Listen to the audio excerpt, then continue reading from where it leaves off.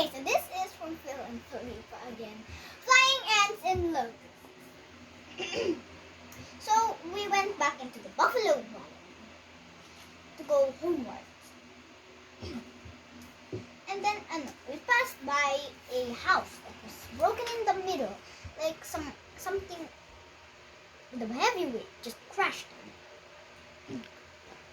Then Phil said, "The blind white flying ant did that." Then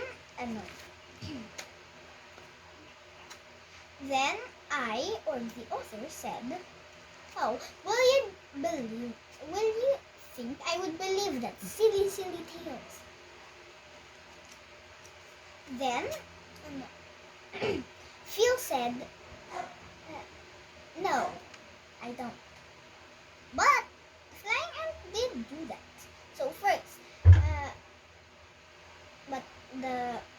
but then the author said, then why didn't those lazy people inside of the house not, why didn't they shoo away the ants?" Then Phil explained, "Well, they don't hear or see the ants. Look, so the ants fly in groups of white ants, and then when they find this house, and then they like the house, it will then crawl, but it doesn't sing. I guess it likes the smell of lumber." So it's like that, I think. So this flying ant, then it will crawl around. It will crawl around.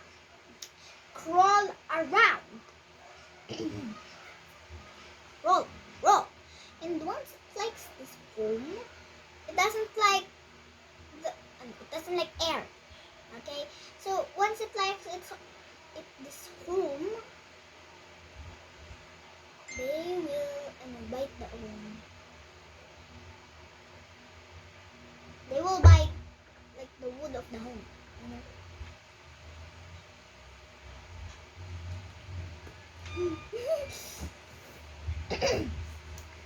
But they will not break the shell, which is the painted part. But these people will not know that this is happening because the shell, or the painted shell, is unbroken, not broken. Yeah. Hi. Hello. So then Phil said, then there's this kind of feeling of typhoon, or yeah, I forgot the other example, but yeah. And then the whole house, boom, like your bone just gives way and becomes powder. Or yeah. Well, back to the point. Ants have flown away because they have already eaten the whole beam. I think this is why they changed houses into brick houses. Well, they have already eaten the whole beam, so they have flown somewhere else to find more food. So then I, or the author, said, well, isn't there any way to get rid of those pests? Yes, there is, and it's very fun, said Felipa. So first, we light up a candle. Now, first, we get some water and kind of put it in a pail and put it in a dark room. Then there's some light, the light from a candle, like on a saucer. The ants will go to the light. Their wings will be burnt off, and silly blind things will drown or get wet, and then we kind of gather them up. said Nora, who was slapping something on his hand. Yeah. So then Felipe said, well, did you know that some people in the Philippines eat insects? For example, locusts. Why am I blinking so much? Locusts. First, look, kind of, yeah, they kind of burn the locusts. Burn the locusts. They're not burned. Let's just move on. Then Felipe said, have you heard of any such a wonder? Then the author said, oh yes, in the Bible it says itself that, well, John the Baptist, the prophet, when he was in distress in the wilderness, he ate wild honey and locusts. Then the author asked if there was a way. No, actually, the padre said, who knows the meaning of locusts? Nobody knew the answer. So the padre said, it means leaping. Leaping. Jump, jump, jump.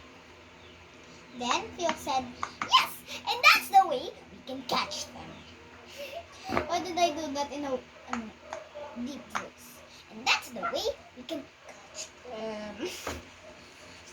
And Phil said, first, when the locust kind of gets its wings, before it gets its wings, we dig up a hole to get the locusts, and then we make a lot of noise and to chase them. And the locust, it will be annoyed because it hates noise. So it goes into the ditch, and then it will be too high for them to jump up, and they cannot fly yet because they don't have wings. And then so we pour oil into the ditch and burn them.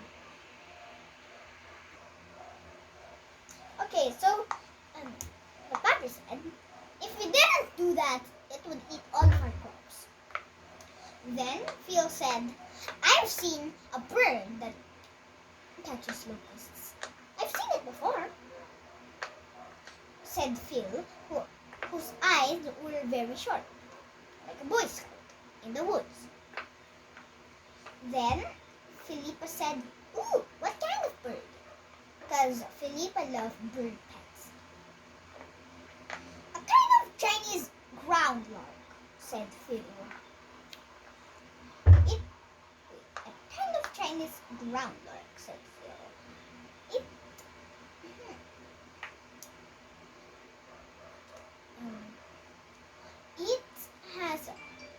It has big eyes, a long bill, and spots on its body, on its feathers.